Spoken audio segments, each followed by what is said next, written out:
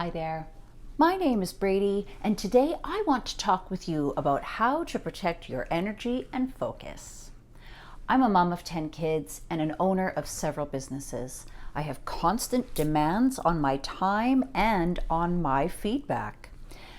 When my mind is already full and busy and occupied, it can be challenging to hold a conversation with somebody who needs my full attention and feedback.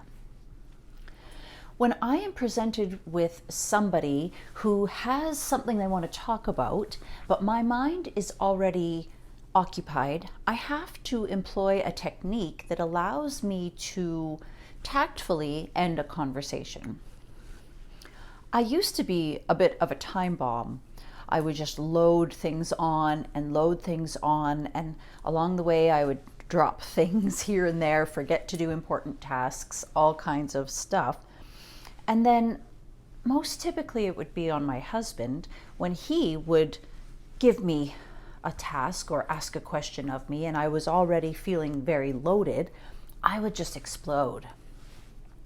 And it would, usually involve tears and a lot of emotion and just a retelling of all my burdens. And rather than him having the opportunity to tell me what he had approached me about, I ended up burdening him with all of my random problems.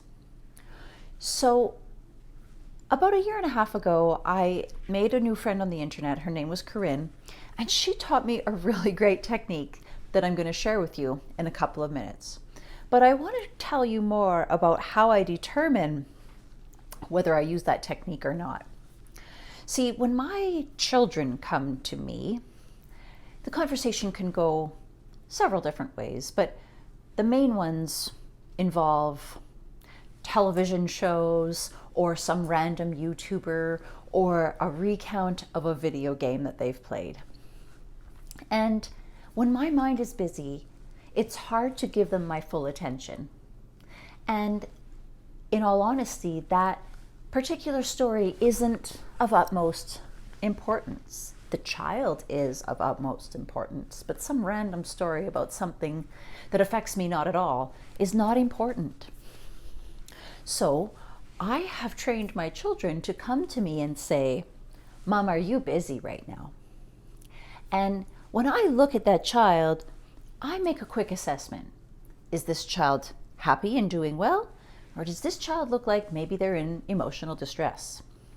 If they look like they are in immediate need of my attention, then by all means, 100%, everything that I've got in my mind is put down and I give that child 100% of my attention, or any other human who comes to me in that sort of state. But if it's an honest to goodness, just fun retelling of a story that bears no importance on this moment, then we reschedule it. How about we talk about this over dinner, bud?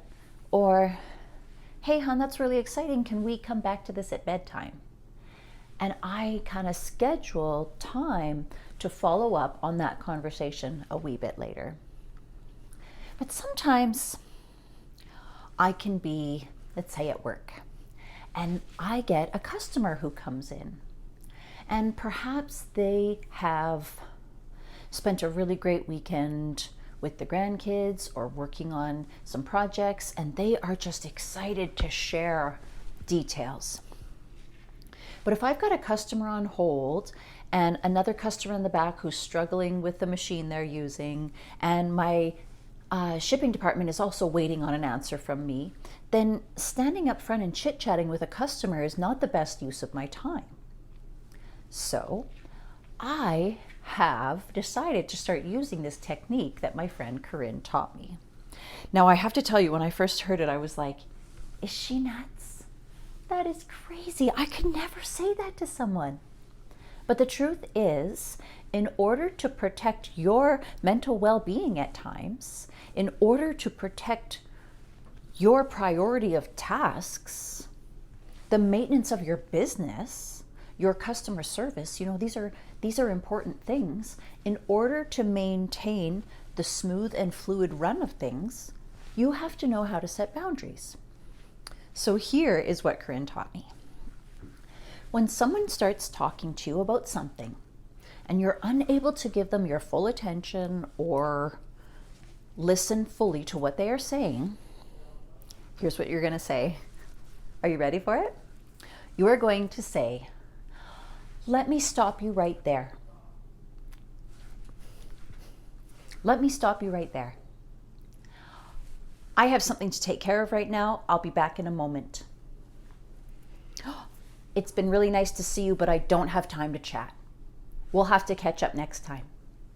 There are all kinds of phrases that you can follow that statement with, but most important is your ability to stand firm in your decision to end the conversation. So what's really great about that now is, for me, it gives me the ability to set my own boundaries. Because as a mom of 10 and owner of several businesses, it's hard to do that. There are always 20 people who need me right now. But sometimes I need myself, or sometimes the business needs me, or sometimes a child needs me, and you just have to be able to prioritize yourself, and sometimes other people have to wait their turn. So I want you to go ahead and try that technique. Let me stop you right there. And it's always good to have a couple of one-liners ready to follow so that you're not just stopping them right there. You need to have a little bit of a follow-up that explains why you're abruptly putting an end to the conversation. So based on the scenario, I like to have something that I can tell them that explains why I'm sort of, walking away from them mid-sentence. But most people, I find, are very respectful of it, and they understand, especially if you have that next line ready. "I'm sorry, I've got an important issue going on. I've got a customer on hold. This person's quilt is waiting." There's always something that you can follow it up with that is understandable, right? And if worse comes to worse, just use the good old, "I've had 10 children and I really need to pee."